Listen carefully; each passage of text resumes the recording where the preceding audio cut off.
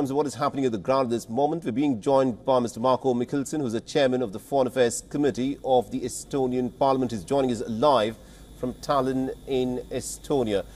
Mr. Mihkelson, thank you very much indeed for joining us here on this broadcast from WION. Now, these are some pretty interesting developments that are coming forth, where Russia has changed the individual who is now going to be in charge of expelling the intruding Ukrainian forces. What do you make of this development? Yes, this is very interesting development, and Mr. Dumin has been recognized as one of the possible very close personalities to Putin, whom he has a high trust.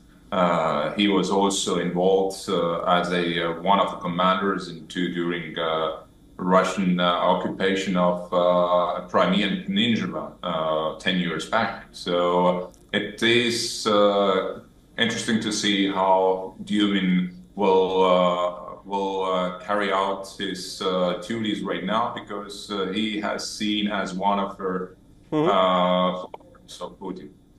Right now, initially it was reported that it was about 1,000 Ukrainian soldiers, along with about 100 armored vehicles and tanks, who had carried out this incursion into Russia. But the fact that this incursion has gone on for so long, and the fact that Russia has been struggling to expel these intruding Ukrainians, do you think it's just 1,000 Ukrainian soldiers who've carried out this incursion, or is this something much bigger than what has been reported so far? Yeah, I think this is a rather important turning point, at least during this year's campaign. And perhaps even we witness at the moment a turning point in entire war, which Russia launched against Ukraine already in 2014. So that means that this first time Ukraine brought war on Russian territory, meaning changing the calculus of aggressor state Russia, that they have to defend their own country right now. Now, the Ukrainians are fighting essentially with weapons hardware that is supplied to them by the Americans. Do you think the Ukrainians, one, could have carried out this intrusion into Russian territory without the Americans knowing about it? And what do you think will be the manner that the Americans would be approaching this Ukrainian intrusion into Russian territory, given the likelihood that this could now escalate pretty dramatically from here? You know, here what is most important to understand for all of us is that Russia is aggressor state. Russia started the war, as I said, already in 2014 and full scale in 2022. Their strategic aim was, and still is, to annihilate the entire nation from political map of the world, to destroy statehood of Ukraine. And for that, if we are as responsible,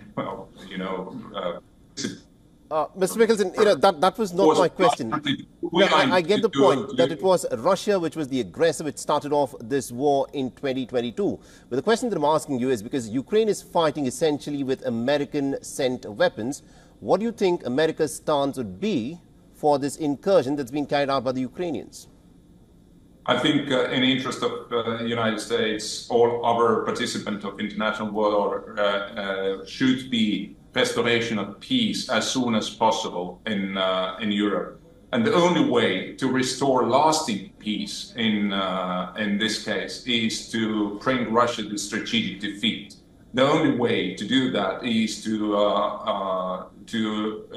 not to restrict Ukraine to choose the tactical response to Russian aggression. And I think this is happening these days in Kursk region is a very important turning point in this war, which brings us closer to peace. All right, we'll have to leave there. Thank you very much indeed, Mr. Marko Mihkelson, for joining us and getting us that perspective there.